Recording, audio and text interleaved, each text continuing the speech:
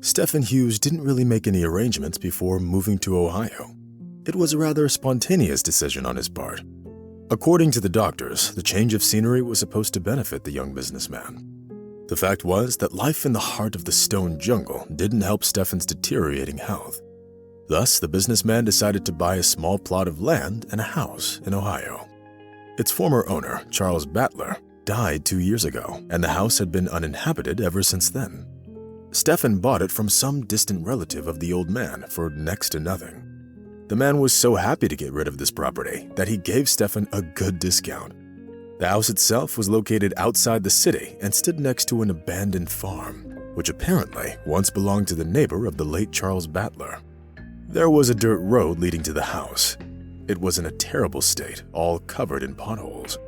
That was why Stephen had to drive his Chevrolet at the speed of a turtle crawling over a dried-out pond.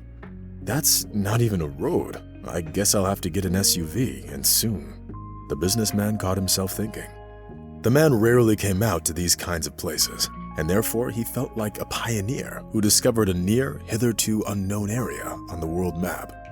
Dust covered Stephen's Chevy completely, making it virtually invisible for him to see anything through the windshield. If it weren't for the wipers, which had been working non-stop ever since he turned onto the dirt road, the man simply wouldn't have been able to drive. Stephen was relieved to finally see the outlines of the dilapidated farm buildings, cattle pens, and rusty water tanks ahead of him. "What a trip! I can't believe I actually made it," Stephen exclaimed and took a bottle of water out of his backpack with his free hand.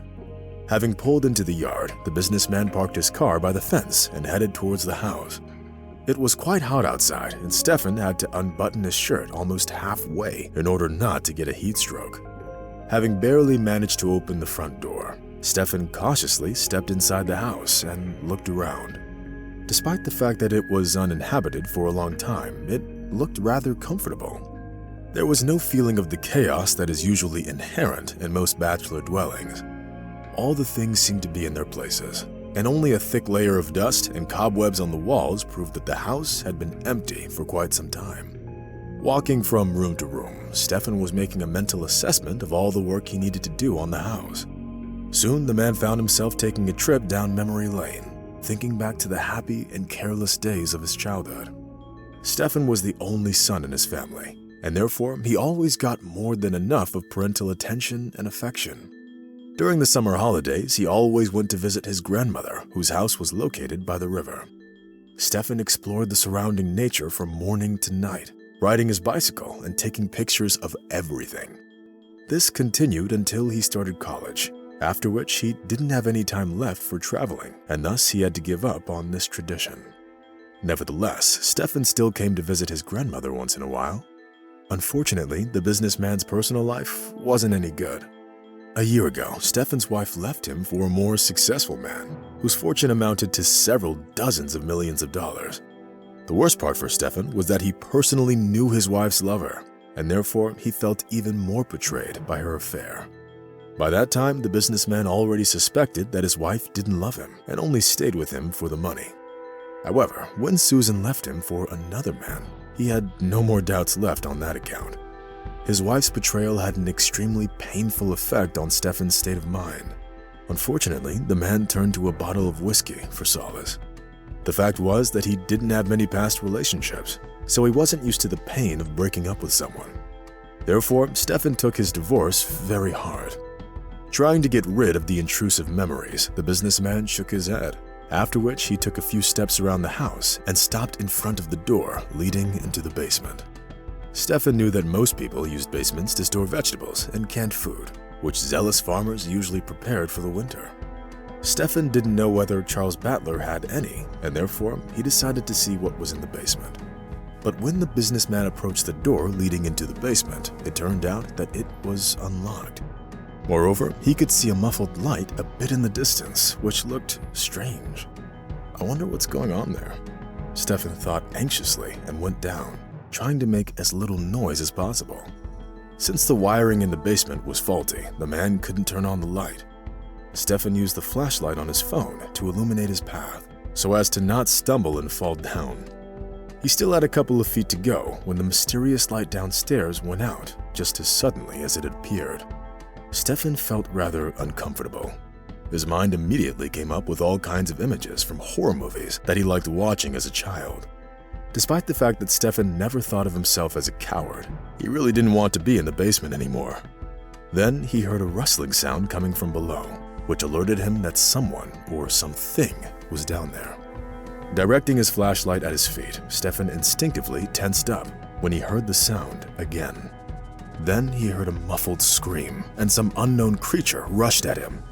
Stefan tried to back up, but he immediately fell down. The fall was quite painful and caused the businessman to cry out. For a brief moment, there was complete silence in the basement, after which a frightened, childish voice exclaimed, "What's going on, sir? What are you so afraid of? And what are you doing here?" It was only then that Stefan realized that he was talking to a boy of about 7, who was hiding in the corner and was trembling with fear. "Oh, what am I doing here?" "What are you talking about, kid? This is my house. I bought it a month ago," Stefan replied indignantly. The businessman already realized that his little guest had probably gotten into the house through a window, after which he went down into the basement in search of something to eat. The boy looked frightened and was clearly waiting for some kind of reaction from the new owner of the house. But Stefan's initial shock had already passed, and he didn't intend to scold the boy for breaking into his new house. "What were you doing in the basement? Looking for something? Or just having fun?" the businessman asked cautiously. The kid sniffled, then looked warily at Stefan. Apparently, the little guest still didn't know what to expect from the new owner of the house. Finally, he gathered up his courage and said, "I was looking for something to eat. I was hoping to find something sweet. The late Mr. Battler once had his own apiary. He always kept jars of honey in the basement, so I decided to look for them," the kid answered honestly. Stefan smiled and shook the boy's hand. Soon, Stefan and his little guest took a couple of jars of honey and got out of the stuffy basement. As it turned out later, the boy who broke into the businessman's house was Billy, and he lived with his mother in a neighboring village. The boy's appearance, as well as his old clothes, made it obvious that he lived in poverty. Having realized that the boy was probably hungry, Stefan quickly made him a couple of sandwiches. Fortunately, he bought some groceries on his way to the house. Having pounced on the treat, Billy looked gratefully at Stefan, who no longer seemed angry or dangerous. "And where is your father, kiddo? Are your parents divorced?" the owner of the house asked, trying to sound casual. "To be honest, I don't know where he is. My mom doesn't like to talk about it. She's very sick. The doctors say she needs surgery, but we barely have enough money to buy food. So I do what I can," Billy answered, taking a huge bite out of his sandwich. The boy's story made Stefan feel rather uncomfortable. Now he understood why Billy broke into someone's house looking for food. Feeling sorry for the kiddo, Stefan decided to take him home so that he wouldn't get into trouble on his way. Seeing the joy in Billy's eyes made the businessman feel good about himself. Frankly speaking, Stefan liked taking care of the boy, who had to live such a hard life for reasons out of his control. When Billy was finally full, the businessman packed some food for him to take home to his mother. Then the man started his Chevrolet and graciously opened the door for the boy. Soon, Stefan and Billy were already driving towards the village where the boy and his mother lived. It took them about 40 minutes to get there, which gave them a chance to enjoy the scenery on the way. When Billy finally pointed to the house he lived in, Stefan's heart sank. One glance was enough for the man to understand that people living there were extremely poor. "Oh wow, I guess things are really bad with Billy's mother," Stefan thought wistfully. The man got out of the car and looked around, while the boy ran ahead and opened the front door. Fields overgrown with weeds and abandoned houses clearly indicated that this neighborhood wasn't particularly popular with the villagers. Stefan followed Billy and found himself in his mother's house. The room smelled strongly of medicines and herbs. "Mom, I'm home. I brought some honey and food," the boy exclaimed from the door. "Thank you, dear. Just promise me you're being careful." The man heard someone's quiet voice. Stefan paused, still unsure of how to proceed. "Let's go, sir. I'll introduce you to my mother," Billy offered. Stefan smiled shyly, then carefully followed the boy. Of course, Stefan tried to prepare himself for what he would see. but he was still shocked by the sight that opened up before his eyes. Lying on the bed was a thin, emaciated woman who tried to spare her son's feelings and appear healthier than she really was. Even for a person who knew nothing about medicine, it was obvious that the woman was seriously ill. Stefan had never felt so out of place in his entire life, which made him ashamed to even look the woman in the eyes. But when Stefan did make eye contact with Billy's mom, he felt uneasy. The woman's face seemed very familiar to the businessman, as if he'd seen her before. Suddenly, the realization of his own discovery stunned Stefan, causing him to exclaim, "Rachel? Is that really you?" The woman lying on the bed looked at the guest in surprise, after which she said, "No, you've made a mistake. My name is Monica. Rachel is my older sister." Stefan turned pale and involuntarily took a couple of steps towards the bed. "She looks so much like Rachel, that woman from the farm," flashed through the businessman's head. Stefan's mind suddenly became clouded. Thoughts and images from the past lined up in a coherent, logical chain that returned him to the time when he was only 22 years old, and life was full of surprises. On that rainy summer evening, Stefan was driving down the highway. He had no way of knowing that in just a mile and a half, his old Lincoln would stop and simply refuse to continue moving. The young man was on his way home from one of his rare visits to its grandmother. It just so happened that he got caught in the heavy rain. Unfortunately, he didn't have the slightest chance of fixing his engine in those conditions. The road was filled with muddy rain streams and looked deserted, which made it impossible for the man to ask for help from other drivers. Having realized how hopeless his situation was, Stefan sat in his car and tried to figure out what he could do. Suddenly, he turned his head to the right and saw a small road sign showing the direction to a small settlement. Maybe I should try asking the locals for help? Stefan thought, delighted by his own idea. Stefan buttoned up his jacket, pulled the hood over his head, and left the comfort of his car. The wind was raging outside, which only intensified the effect of the heavy rain. Stefan had to walk about a quarter of a mile in the pouring rain before he reached the nearest house. The young man walked up to the building and gently knocked on the window.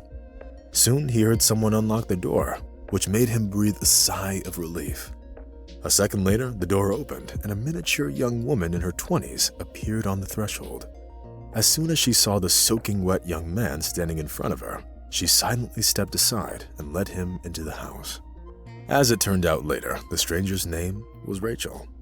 She was home alone because her mother was getting treatment at the hospital and her older sister went into the city for the day. Having listened to Stefan's confusing story, she escorted him to the bathroom, after which she put together a simple dinner and invited him to the table. To the young man's delight, Rachel turned out to be a pleasant companion who helped him distract himself from the sad thoughts about his broken car. Listening to Rachel's cheerful chatter, Stefan caught himself thinking that he really enjoyed talking to her. Inadvertently, Stefan felt a surge of strong sympathy for this fragile young woman with the eyes of a Bambi deer. The sympathy turned out to be mutual, and Stefan quickly felt it. Thus, when the young people found themselves sharing their first kiss, neither one of them was surprised. Giving in to the feeling of passion, Stefan and Rachel realized that they might never see each other again. It is hard to say why their relationship didn't develop any further. Most likely, Stefan simply didn't realize what a beautiful gift fate had given him that night. He did try to find Rachel later, but he never succeeded. Although, truth be told, he didn't try all that hard. He was young and ambitious, and therefore he was sure that he would have many more such encounters in his life. And now, 7 years later, Stefan was standing there, looking at Rachel's younger sister, who was desperately trying to overcome a serious illness. "I'm sorry, I made a mistake. It's just that you look so much like Rachel. Where is she?" Stefan muttered. Monica suddenly turned pale, and her breathing became heavy and ragged. Having gathered her courage, she asked Billy to go into another room and close the door behind him. Then Monica looked into the eyes of her guest and said, "Rachel died 6 years ago in labor. The doctors couldn't do anything. Billy, he's actually her son." "What do you mean, her son? That's impossible," Stefan exclaimed, trembling with agitation. "I couldn't allow my late sister's son to end up in an orphanage, so I adopted him." Monica continued. Stefan felt dizzy. Only then did the businessman realize that Billy could be his son. The realization of the cruel truth made Stefan start sweating profusely. At that moment, the man felt as if Monica could see right into his soul and that he needed to come clean. It was clear from the woman's face that she was in a whole lot of pain, but she tried not to show it and never said a single word about it. Looking at Monica from time to time, Stefan caught himself thinking that she was a spitting image of her sister. Feeling guilty over how things turned out with Rachel, Stefan decided to help her younger sister. Having said goodbye to Monica and her son, the man went home. The businessman wanted to find out exactly how much money he needed to pull out of his business in order to pay for Monica's surgery. Without putting it off, Stefan immediately called a hospital that specialized in Monica's condition. Despite the fact that the amount turned out to be quite large, Stefan volunteered to pay for the surgery. In order to confirm the seriousness of his intentions, he transferred part of the amount into the hospital's account. At first, Monica wanted to reject his help, thinking that the man had some ulterior motive, since she was convinced that there were no people in this world that could simply be so kind. But when the woman realized the man's true motives, her surprise knew no bounds. After all, standing in front of her was Billy's father, who, in an unexpected twist of fate, caught his own son in the basement of his new house. The ways of the Lord are truly inscrutable. Having told Monica what happened 7 years ago, Stefan apologized for failing to find her sister back then. If I did it, maybe things could have turned out differently, the businessman whispered with tears in his eyes. The last thing Monica expected was that she could forgive the man who was indirectly responsible for the death of her older sister. Nevertheless, she gave Stefan a hug and whispered, "Promise me you'll take care of Billy. If I don't make it." Stefan knelt down and took the woman's hand. At that moment, the businessman wished for only one thing, for the surgery to be successful and for Monica to get better. On the day of the surgery, Stefan was literally beside himself with worry. The man was willing to give up everything in his life in order for Billy's mother to feel the long-awaited relief. Fortunately, Stefan's prayers were heard, and the very next day, he found out that the doctors had done the impossible and literally snatched Monica from the clutches of death. Needless to say, the young businessman was both relieved and extremely happy. For the first time in his life, he realized that he had done something truly good. After it became finally clear that Monica was getting better, Stefan started visiting her in the hospital almost every day, never failing to bring her a bouquet of roses. At the same time, he couldn't help but keep noting how much she looked just like her late sister. After Monica was released from the hospital, Stefan asked her to take him to the cemetery so he could ask for forgiveness from the woman who gave him his only son. It just so happened that having met Monica once, Stefan stayed in her life forever, eventually becoming her faithful and loving husband. At the end of this amazing story, it's worth noting that we can never know the future, which is often fraught with many surprises, and therefore, even if we find ourselves losing everything, there's always a chance to completely change our lives and become truly happy.